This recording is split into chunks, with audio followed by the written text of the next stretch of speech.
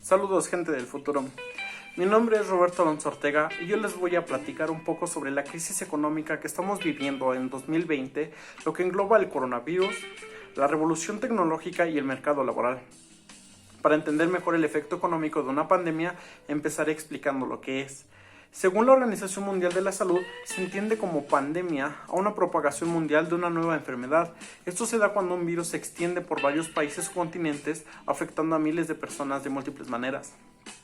La Organización Mundial de la Salud indica que para que pueda aparecer una pandemia se deben dar los siguientes 3 casos. El primero de los casos es que aparezca un virus nuevo que no haya circulado previamente y por lo tanto no exista población inmune a él. El segundo caso sería que el virus sea capaz de producir casos graves de enfermedad. El tercer caso sería que el virus tenga la capacidad de transmitirse de persona a persona de forma eficaz. Como precedente de esto, del COVID-19, hubo un brote del SARS, que también fue un tipo de coronavirus que se originó en una provincia china llamada Cantón en 2003. Infectó a unas 8,000 personas y su coste para la economía mundial fue de alrededor de $50,000 millones. Para agregar un poco de contexto de lo que estamos viviendo y de lo que les estoy explicando, según datos del Banco Mundial, el coste global de las pandemias de moderadas a graves es de aproximadamente $570,000 millones. Esta cifra supone el 0.7% de los ingresos mundiales. A inicios del año 2020 se empezó a propagar esta nueva cepa de coronavirus y fue hasta el 17 de marzo del año en curso donde, por medio de una revista llamada Proceso, en donde se publicó un artículo de la escritora Indra Sírigo. En este artículo mencionaba que nos encontrábamos en el inicio de una nueva recesión económica mundial por el coronavirus. La autora señala que ha visto los primeros signos de la crisis con las caídas de las bolsas de valores y los precios del petróleo. El impacto por los cierres industriales, sobre todo de los de China, de fronteras y centros turísticos que son importantes para la economía. En una entrevista con el Dr. César Salazar López, investigador del Instituto de Investigaciones Económicas de la Universidad Nacional Autónoma de México, aseveró que el coronavirus tiene su origen en China, que es un importante productor mundial, y en el contexto actual de cadenas internacionales de valor, el hecho de que cierren ciertas regiones, empresas e industrias chinas modifica o afecta las cadenas de suministros a nivel internacional. Esto tiene un impacto sobre la producción y el empleo. El doctor Alfredo Miloni en una entrevista nos cuenta que aparte del virus, lo que se propaga es el miedo en la sociedad. También nos habla de la estructura del virus y el modo de transmisión. Por estructura nos dice el doctor que al hablar el virus no tiene mucho impulso y tiene un alcance de propagación de 1,5 metros o 2 metros. Para evitar el contagio se recomienda usar jabón y no alcohol en gel.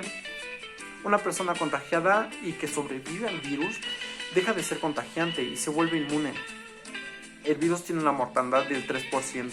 Nos habla también de las medidas precautorias a tomar para minimizar el impacto en la población. En el texto llamado "No es el coronavirus, estúpido, es una nueva fase de la crisis del capital", escrito por Arturo Guillén, nos dice que ni el coronavirus ni las pugnas geopolíticas en torno a la producción petrolera son suficientes para explicar la crisis financiera. En todo caso, dice, serían sus detonadores, entrando así a una nueva fase de la crisis del capital. Nos habla de tendencias que ya lleva el capital arrastrando hace varios años que han salido a la superficie con esta nueva crisis. Tendencias tales como una declinación hegemónica de Estados Unidos y China, tendencia al estancamiento económico, una persistencia de las tendencias deflacionarias, la desglobalización y una irrefrenable financiarización. Los partícipes de estas tendencias principalmente son los sectores de punta del capital industrial. La recesión económica dependerá mucho no solo de la rapidez con que se controle la pandemia, sino la voluntad que se tenga para cambiar el rumbo de las políticas públicas y abandonar el recetario neoliberal. En una entrevista hecha por la cadena radio AM750 a Atilio Borón, se puede rescatar que en Estados Unidos 44 millones de personas no tienen acceso al sistema de salud y 38 millones un acceso insuficiente o inadecuado, siendo la tercera parte de la población. La industria de la medicina es un gran negocio del que pocos son capaces de obtener. Esto es un problema gravísimo en el caso de enfrentar una pandemia. El politólogo Noam Chomsky negó versiones de que el coronavirus se haya propagado intencionalmente con fines políticos, como se ha especulado en diversas partes del mundo. Sin embargo, sostuvo que el colapso de los sistemas de salud ante la crisis se debe a los gobiernos neoliberales de muchos países y culpó al presidente estadounidense Donald Trump de minimizar la situación y arriesgar la salud de millones de personas. Esta crisis es otro ejemplo importante del fracaso del mercado, al igual que lo es la amenaza de una catástrofe medioambiental. El gobierno y las multinacionales farmacéuticas saben desde hace años que existe una gran probabilidad de que se produzca una grave pandemia, pero como no es bueno para las ganancias prepararse para ello, no se ha hecho nada. En un artículo de la página Sputnik, el integrante del Centro de Análisis Multidisciplinario de la Universidad Nacional Autónoma de México, Davia Lozano, dijo que el mundo entró en una recesión económica como producto del colapso de las economías basadas en una explotación de combustibles fósiles. Gracias a la revolución tecnológica encabezada por China y su entronización como nuevo centro de la economía mundial. El cálculo recesivo es producto del análisis de tres aspectos centrales y globales, de lo que no solamente van a afectar a la economía mexicana. El primero de estos tres aspectos centrales y globales sería la caída del precio del petróleo y el posterior intento de ajuste. La caída actual del precio del petróleo y su posterior intento de ajuste va a afectar a 67 países del mundo, de los que 20 van a tener un escenario mucho más complicado, porque sus ingresos siguen siendo mayormente en términos petroleros. México, Venezuela, Brasil y Estados Unidos están entre ellos, sostuvo el economista Davia Lozano. El segundo aspecto importante sería el COVID-19, el que estamos enfrentando. Al menos una cuarta parte de la economía mundial se va a ver seriamente afectada por el COVID-19, no solo por la baja de la producción china, sino también por el manejo de los suministros a nivel internacional para atenderla. Otro aspecto central sería una baja de la producción agrícola mundial. A raíz de la baja del precio del petróleo y el coronavirus, se estima que para finales de este año puede haber una caída internacional en la producción y suministro de alimentos a nivel mundial. El periódico La Jornada publicó que la Secretaría Ejecutiva de Comisión Económica para América Latina y el Caribe, CEPAL, tiene proyectado que el número de pobres en la región suba de 185 a 220 millones y la pobreza extrema pase a afectar de 67.4 millones de personas a 90 millones de personas. La caída en la demanda de los servicios de turismo de manera aguda en el Caribe, donde con un solo mes de restricciones se contraería un 8%, 17% si se prolongara 2 meses y 25% en el caso de que sean 3. A México y Brasil les afectará la interrupción de las cadenas globales de valor, dado que importan partes y bienes intermedios desde China para sus sectores manufactureros, en especial en los casos de repuestos para automóviles, electrodomésticos, productos electrónicos y farmacéuticos. En otro de los artículos publicados por el mismo periódico se puede leer que la planta que produce para Nissan suspende operaciones en México. Alfredo González, el secretario de la Federación de Trabajadores de Aguascalientes, donde se ubica la planta, informó aparte que unos 2.200 empleados sindicalizados dejarán sus labores y se acordó con la empresa que todos cobren el 100% de sus sueldos por tratarse de un paro temporal. En una publicación hecha por Alejandro Nadal llamada El fracaso histórico del capital, habla sobre las manifestaciones de los últimos 12 meses en Chile, Ecuador, Perú, Haití, Irak, Hong Kong y hasta Francia, quienes han adquirido un carácter insurreccional por sus dimensiones y la amplitud de sus reclamos.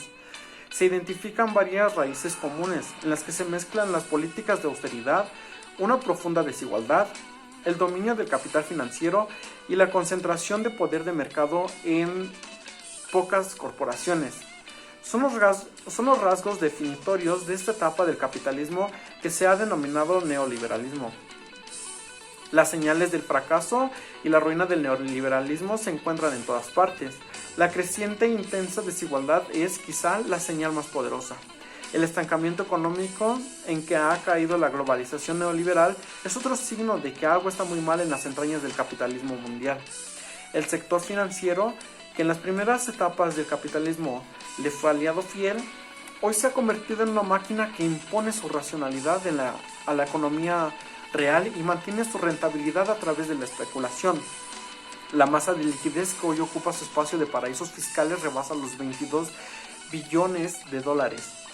Las prioridades de la política macroeconómica obedecen a los mandatos del capital financiero. Mientras el desempleo y subempleo son la cicatriz de esas políticas, el deterioro de los servicios de salud y educación en la mayoría de los países desarrollados es un hecho bien documentado. El 27 de marzo del presente año, el Fondo Monetario Internacional dice que es claro que la economía mundial ha entrado en recesión.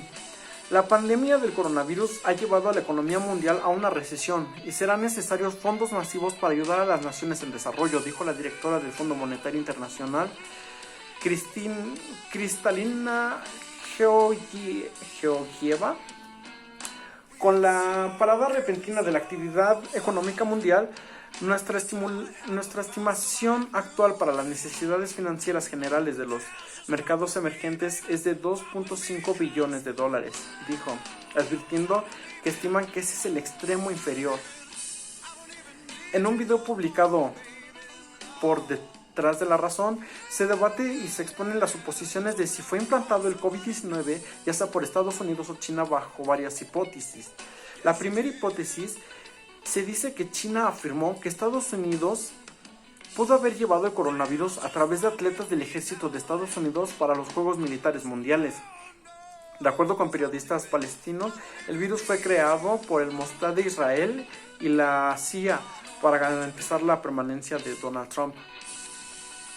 Hay una segunda hipótesis que dice que el Instituto de Investigación de Población en Estados Unidos sugirió que el virus COVID-19 fue originado en el Laboratorio Nacional de Bioseguridad de China, que está frente al mercado de animales de Wuhan en China, donde se asegura que para China la biología es prioridad militar. En la tercera hipótesis encontramos que el investigador Thomas Kuhan dice que el virus es un envenenamiento de las células humanas, culpando a la nueva tecnología 5G a través de la radiación. En otro video publicado por Detrás de la Razón, se alerta por movilización militar estadounidense en medio de la pandemia actual. La versión oficial dice que la movilización es porque han vencido al grupo terrorista Daesh, dejando a manos de la región al ejército de Irak. El New York Times filtró un documento del Pentágono donde se ordena atacar a las fuerzas populares que amenazan a las tropas estadounidenses. Por su parte, el portador de las fuerzas populares dice que el movimiento de los estadounidenses es por hacer una guerra psicológica solo para causar miedo. Lo hacen porque las fuerzas populares han combatido contra los estadounidenses con armas modernas y eso los ha puesto en un foco de atención. También se dice que se hacen estos movimientos para distraer la atención sobre la mala administración de Trump por el coronavirus o también que Trump use el coronavirus para que nadie preste atención en la guerra contra Irak. Al día 15 de abril de 2020, el periódico Economista publica que el Producto Interno Bruto Mundial se contraerá un 3%. Es la caída más aguda desde el crack de 1929, asegura el Fondo Monetario Internacional.